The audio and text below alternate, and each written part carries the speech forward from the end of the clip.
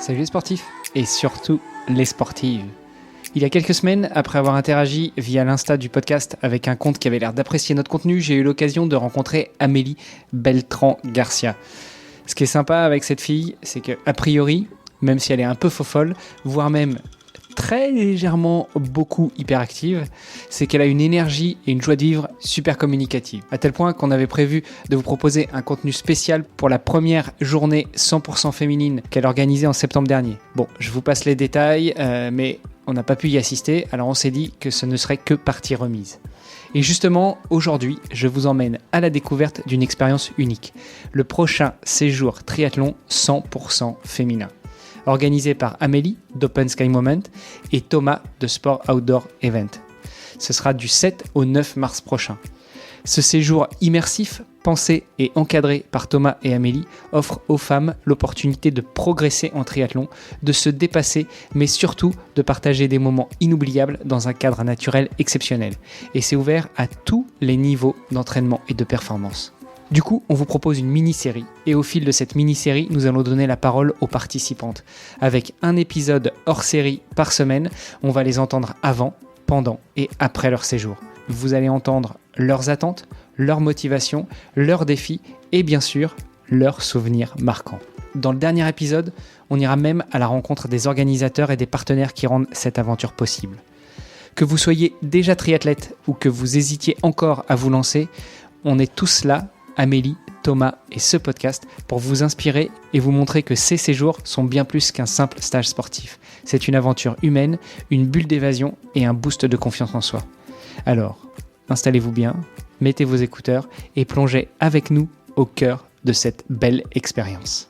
Allez, aujourd'hui, je vous propose un épisode super sympa avec une ancienne championne de France de cyclisme sur route qui va participer à ces séjours qu'organisent Amélie et Thomas. Bon, vous m'excuserez pour le son de cet épisode et du prochain. On a enregistré ça dans des conditions un petit peu aléatoires, mais l'essentiel, ça reste que les propos de mes invités soient clairs et compréhensibles, et c'est le cas. Allez, je vous propose d'écouter cet épisode et si vous voulez un petit peu creuser les sujets qu'aborde Séverine, qui sont à mon avis des problèmes de santé publique que l'on devrait aborder beaucoup plus souvent, eh bien je vous invite à prendre contact avec elle. Tous les liens pour la contacter sont dans les notes de cet épisode. Salut Séverine. Salut. Tu vas bien ? Ça va, super, ravi d'être là. Eh ben écoute, pareillement, pour parler avec toi un petit peu du séjour qu'organisent Amélie et Thomas. Juste avant, je te propose de te présenter. Dis-nous tout, qui est Séverine Jouan ? Alors Séverine Jouan, elle est née dans un magasin de vélo en 1992, donc grande passionnée de vélo et de sport puisque j'ai été aussi prof de sport en Picardie une dizaine d'années avant de revenir près des Pyrénées et de me lancer à fond vraiment dans ma passion.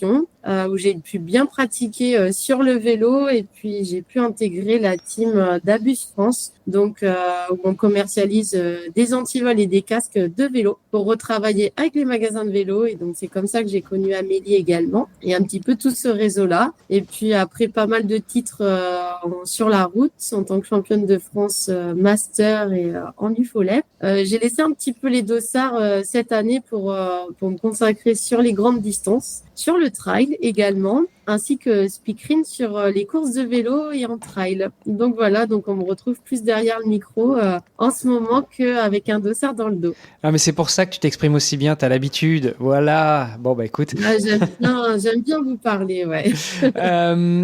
Toi, donc tu es ancienne championne de France en vélo, en cyclisme sur route. Tu l'as dit, UFOLEP entre autres, qui est une fédération amateur, oui, mais quand même de haut niveau en cyclisme, qui n'est pas une fédération de l'UCI. Qu'est-ce qui t'a amené au triathlon ? Alors, je l'ai dans la tête. J'ai toujours dit que j'aurais, et je veux même, faire un Ironman une fois dans ma vie. Et ça, c'est très peu de personnes qui le savent. Et puis finalement, ma rencontre avec Amélie, j'ai rencontré des nanas qui sont aussi, qui ont cet objectif-là. Et du coup, ça commence à mûrir dans ma tête. D'autant plus que j'avais pris spé natation, moi, pour passer mon CAPES. Donc, j'ai quand même sacrément nagé à un moment donné. J'y vais plus parce que manque de motivation d'y aller toute seule. Donc, c'est vrai que ce groupe-là m'a mis la puce à l'oreille. Et, j'ai pas hésité à m'engager auprès des filles. Voilà, parce que des fois, le triathlon, c'est vrai que c'est un petit peu dur de l'aborder seul. Donc voilà, c'était le bon move de foncer dans l'aventure. Est-ce que c'est pour ça que tu as choisi de participer à ce type de séjour? Alors à la base, c'était déjà par rapport à Abus, moi, pour me mettre en tant que partenariat avec eux, de faire du testing produit auprès des filles. Et puis Amélie m'a dit, mais pourquoi tu ferais pas non plus en perso? Ah, j'ai dit, ben ouais, why not? Donc voilà, l'aventure a commencé là. Cool. Quels sont tes objectifs justement pour ce week-end, ce séjour, en termes de progressivité, de convivialité, de dépassement de soi? Enfin, je sais pas, voilà, je t'ai mise un petit peu sur la route, mais tu as peut-être d'autres objectifs? Oui, alors moi déjà l'objectif c'était de rencontrer une communauté femme parce que c'est vrai que j'ai vraiment à cœur moi derrière le micro aujourd'hui à voilà à ce que les femmes se sentent à l'aise dans la pratique parce que bien souvent on est avec les hommes donc prendre cette partie où on peut faire aussi bien que les hommes mais à notre façon quand même attention et puis un cœur à porter sur les problématiques notamment alimentaires sur lesquelles on est vite confronté dans le monde du sport de haut niveau et d'aller parler de ça avec des athlètes. Voilà, ça s'est fait comme ça dans un premier temps. Donc moi, j'ai pas forcément de but de progresser sur ce stage, mais plus d'échanger sur des choses que j'ai vécues, des choses que je vais alerter et d'avoir un retour d'expérience sur les filles. Il y aura sûrement des questions là-dessus. Et moi, j'attends d'elles qu'elles me fassent découvrir justement le triathlon et de mettre un pied dedans et de foncer. Bon, juste pour préciser, c'est pas forcément désagréable pour nous les hommes d'avoir des femmes dans nos groupes, hein. C'est clair, mais voilà. Et je pense que c'est de plus en plus normal, tout simplement, de mixer. Mais ce qui est sûr, c'est qu'on peut, comme je disais, on peut faire aussi bien hommes et femmes, mais à des manières différentes quand même, hein. On a des corps différents, des émotions différentes. Des parcours différents et je pense que d'être en groupe de filles une fois de temps en temps, c'est pas mal de pouvoir parler de sujets un peu plus féminins et de pas tomber dans les travers du sport. Bon, quand je viendrai au séjour pour faire un petit peu de médias, puis pour accompagner mon épouse qui va peut-être faire 1 ou 2 journées avec vous, j'essaierai de me faire tout discret pour pas déranger cette intimité féminine. Mais ouais, après, je pense que, enfin, moi, j'ai pas de soucis. Je connais d'autres filles qui ont peut-être plus de difficultés pour le moment à en parler devant les hommes. Mais après, je pense que c'est des sujets, voilà, les règles chez une femme, la notion du poids chez une femme. Je pense que si un jour les hommes, comme toi, sont ouverts à l'entendre, c'est un plaisir de vous partager aussi ce qui se passe des fois dans nos têtes. Oui, carrément. C'est un sujet qu'on a finalement pas tant abordé que ça sur devenir triathlète. Alors, quand on a des femmes, on les aborde. Et pour moi, je trouve qu'il y a pas de tabou et il devrait pas y avoir de tabou à parler de ça. Notamment, tu parles des règles. C'est vrai que certains hommes peuvent se dire oh, c'est bon, les règles, ça va, on connaît. Ouais, mais en fait, ça a énormément d'impact sur pas uniquement l'humeur, comme on pourrait parfois le prétendre, mais aussi sur l'état d'énergie générale des femmes, et que ce soit à l'entraînement ou en compétition. Et je pense que c'est vraiment des sujets qu'il faut dédramatiser et qu'il faut détabouiser et dont il faut parler pour que chacune et chacun en ait conscience. Bref, c'est pas l'objectif du jour.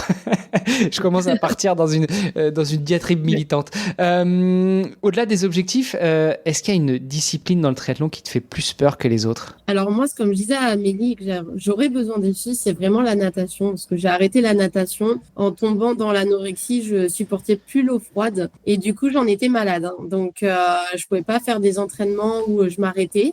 Fallait que je nage en continu et rentrer dans l'eau froide était arrivé vraiment un supplice où je savais que j'étais malade le lendemain. Donc voilà, voir elle comment elle gère ça parce que je pense pas que je suis la seule à avoir des coups de froid tout simplement dans l'eau et voir s'il y a des solutions. Donc parler avec elle parce que oui, pour répondre à ta question, c'est ce qui me fait le plus peur. Bon, on t'a prévenu que sur Ironman c'est 3,8 quand même la natation? Oui, mais alors je pense que pour y aller c'est bon, c'est plus sur au niveau des bassins d'y aller au quotidien. Je sais pas comment gérer. Oui, plus le froid à la sortie du boulot ou le matin, quoi. Ouais. Bon, écoute, je pense qu'il y aura plein de tuyaux à prendre pendant ce séjour-là. Oui. Comment tu te prépares justement pour le séjour? Alors là, moi, je me prépare côté partenariat. Donc, c'est plus logistique. Et sinon, j'y vais en tant qu'artiste complet. Dans ma pratique sportive, j'ai toujours fait un petit peu comme ça. Je connais mes compétences et mes faiblesses du jour. Et du coup, ça, j'y pense pas trop. Je pense plutôt côté logistique ou comment je peux apporter, moi, le côté Abus, lesquels casques, les bons produits aux bonnes filles. Et et surtout les bons retours d'expérience à leur fournir. Après la pratique, je me laisse complètement guider par le groupe. Il faut que je te présente quelqu'un. Tu parlais de trail. Est-ce que tu connais Emmanuel Nettersheim de 261? Il faut que je te la présente. Elle développe un sac de trail pour les femmes. D'accord, énorme. Je te présenterai. Je te mettrai une intro avec carrément. Je pense qu'il y a pas mal de trucs à échanger. Et puis, je te mettrai en relation avec elle.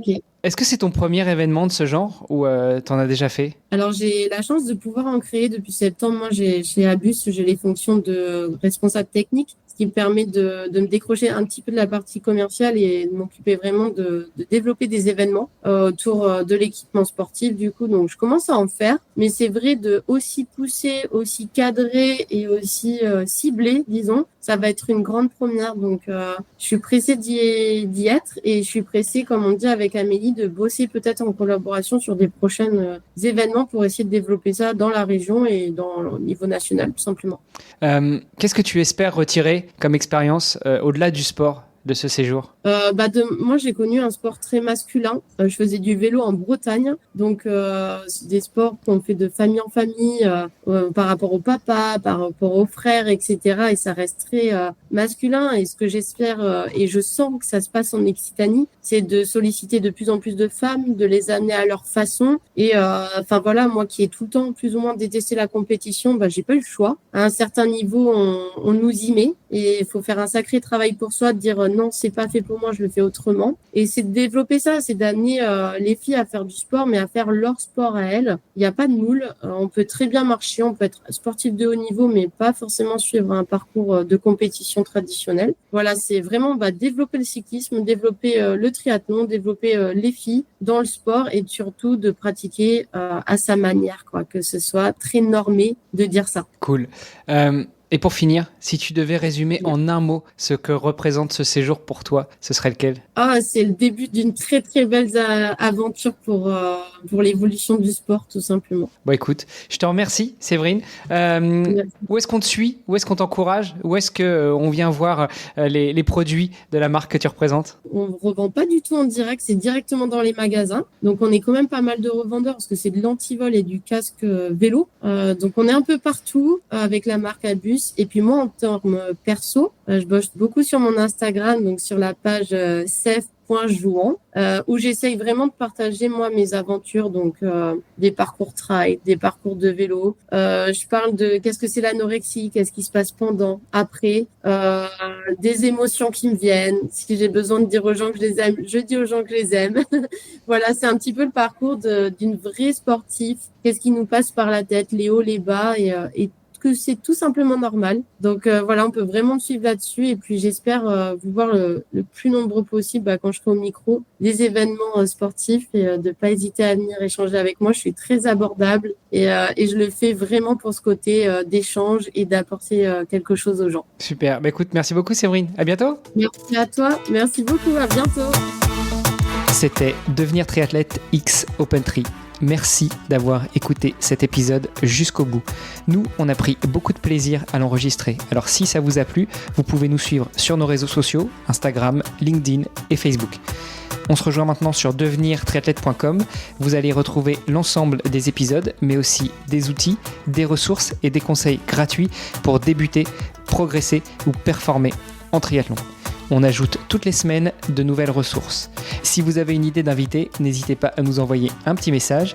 Et si vous voulez être accompagné sur vos prochains objectifs sportifs, connectez-vous sur opentree.fr et on se fera un plaisir de vous aider. Alors, n'hésitez pas, on se retrouve tout de suite sur devenirtriathlète.com et opentree.fr. Salut les sportifs!